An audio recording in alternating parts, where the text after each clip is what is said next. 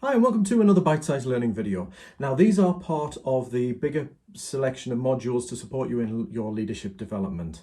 So don't forget that what we cover in this video will be expanded upon in some of the 1 hour, 45 minute to 1 hour self-teach videos and or the opportunity for some Q&A drop-in sessions in the future. So today, what I want to do is look at managing conflict and specifically drill down into how do you challenge somebody's behaviour or the words or things that they've said, whether to you or to somebody else, that may have been upsetting, inappropriate, or they've done something that wasn't up to the standard, or in terms of fulfilling a responsibility, they didn't quite measure up or do the thing that was expected of them. That can be challenging, can't it? And I think the real challenge here is that it's very blurry, or can feel blurry, between challenging what they've done or said, or not done or said, and the person themselves.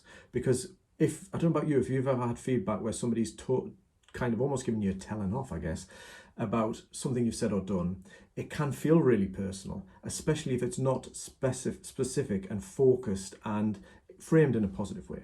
So for me, this is where the BOFF model can be really, really useful.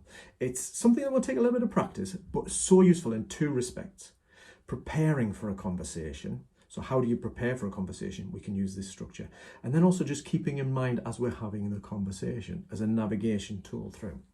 So as I say, it's simple, but we'll take practice. So the BOFF stands for, the first one is the B, the behaviour. And this is the reminder, but also the call to action for you in preparing. What is it that they've specifically done or not done?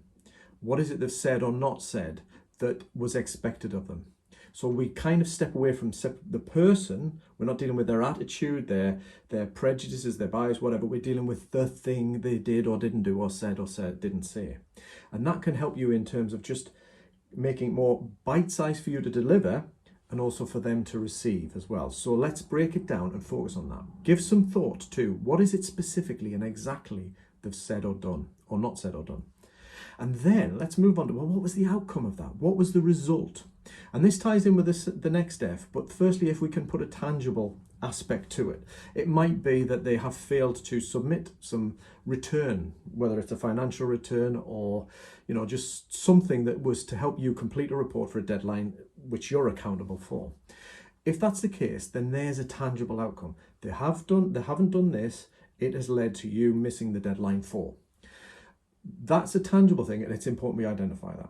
But then we need to think about the softer edges around it. What were the feelings and what was the impact of it on you as a person, or perhaps another person? If, for example, they've said something that was cutting, sharp, offensive, what was the impact on that person or on you? How did you feel? How would they feel? How did they seem to feel?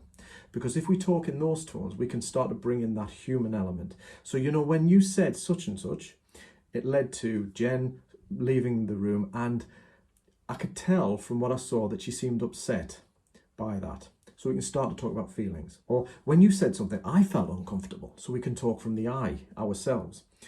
There's another opportunity here as well with feelings, because we can also then encourage the person that we're having the conversation with to reflect on their own feelings.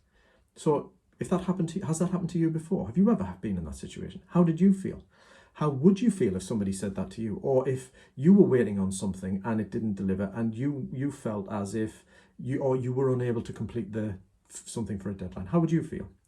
And encouraging them to reflect on that in a non-threatening way, in a bite-sized way, getting them to reflect on that. Because if we can acknowledge the feelings, we get more buy-in and power over this whole dealing with the issue that they've dealt with.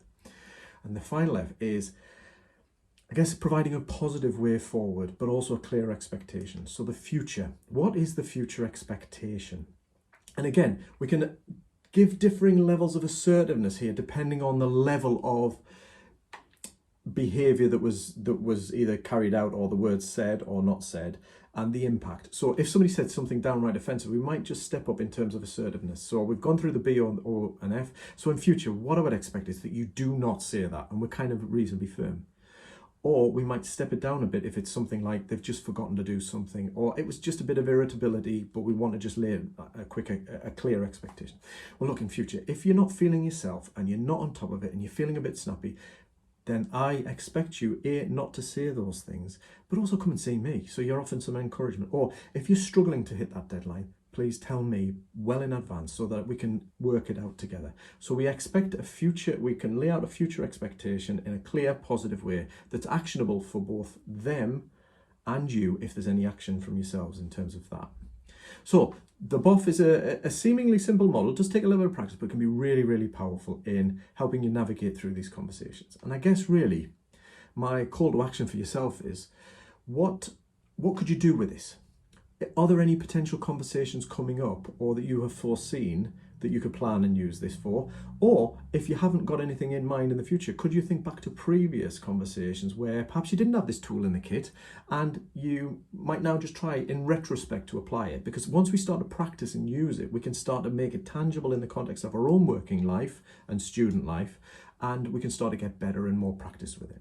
So think about your next BOFF conversation and take care.